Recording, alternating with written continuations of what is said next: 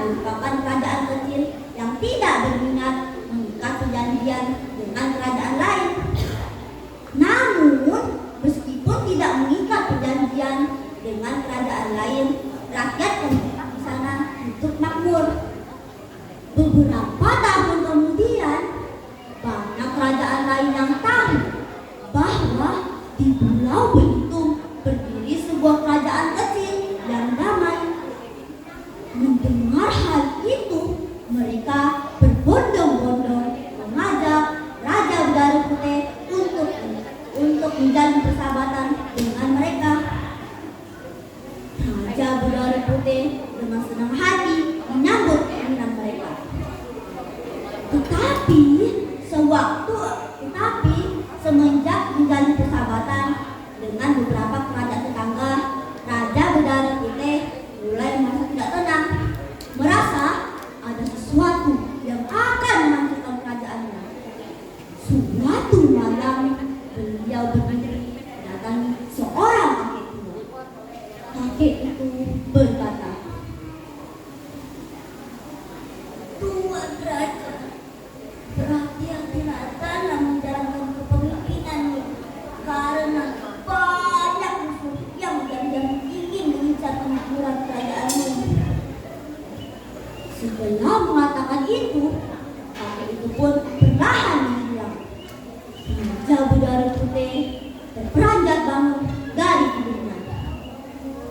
Beliau duduk termangu-mangu di tepi ranjangnya.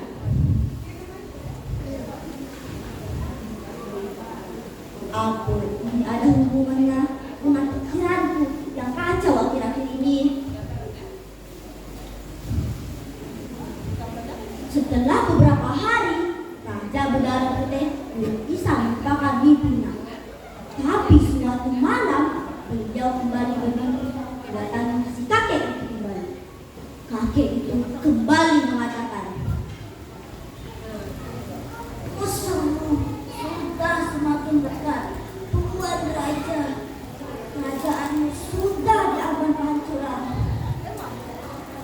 Lagi-lagi, kakek itu pun menghilang begitu saja. Raja Berdarah Putih terbangun dengan keringat dingin yang mengepul. Karena dilanda rasa penasaran, pagi itu Raja Berdarah Putih memanggil seluruh penggawa istana beserta permaisuri dan putrinya. Beliau kemudian menceritakan tentang mimpinya. Para penggawa pun terkejut.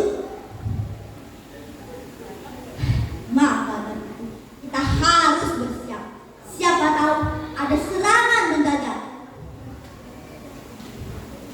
Raja Berdarah Putih mengakhiri ceritanya dan membuatkan pertemuan.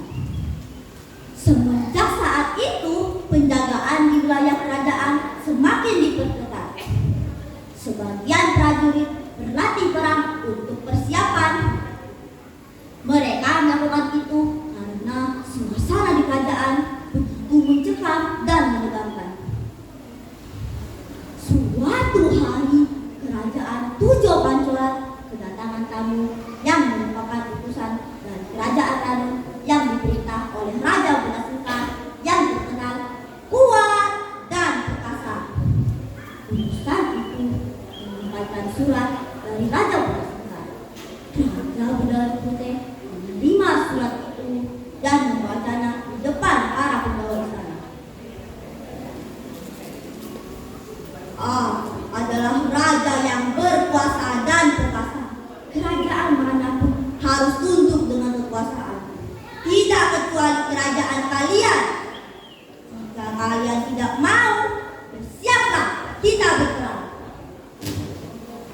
Setelah membaca surat itu, Raja Berdarah Putih memandang para penggawanya lalu berkata,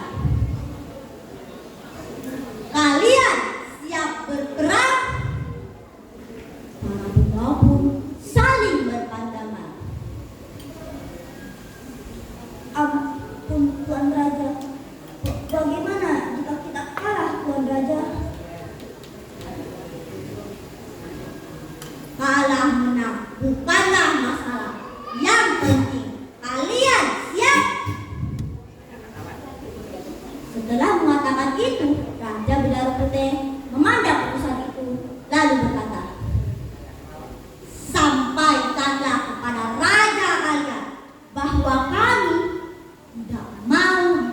pasukan dan kami siap berperang. 3 hari setelah utusan itu datang, tampaklah di perbatasan kerajaan Tujuh Pancoran 2 pihak yang saling berseteru akan memulai peperangan. Setelah perperangan dimulai, banyak korban yang mulai berjatuhan di pihak Raja Bidari Putih. Menyadari hal itu, Raja Badak Singkar segera memanfaatkan keadaan ini. Dia dan pasukannya bergerak menuju istana Raja Bidari Putih. Melihat hal itu, Raja Bidari Putih segera mengejar mereka. Namun terlambat, sebilah pedang menyabet lengannya. Akhirnya, dengan sisa tenaga yang ada, Raja Bidari Putih segera melarikan diri ke tempat yang dianggap aman.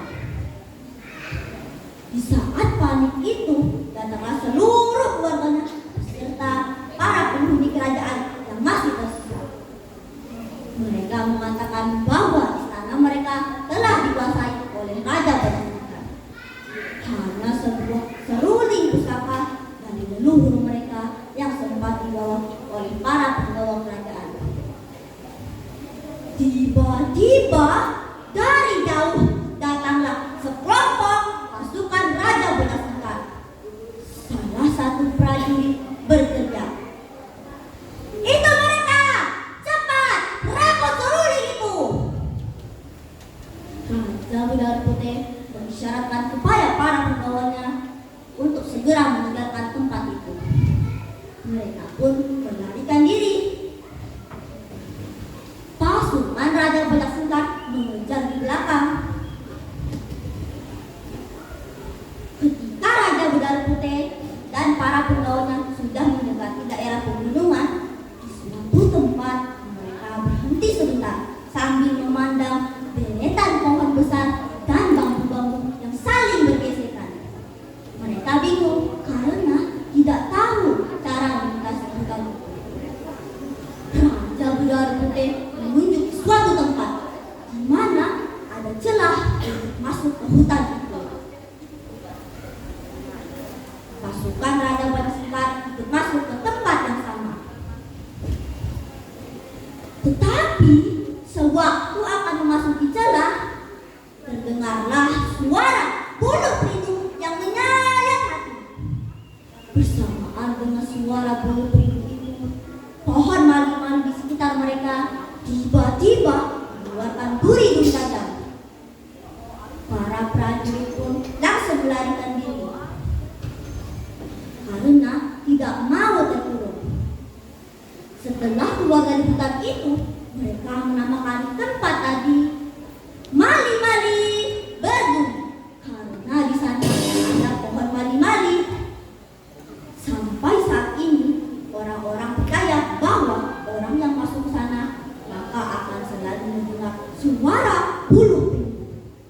Dan jika terdengar suara bulu perindu, maka pohon mali-mali di sekitar sana akan merapat dan mengeluarkan duri.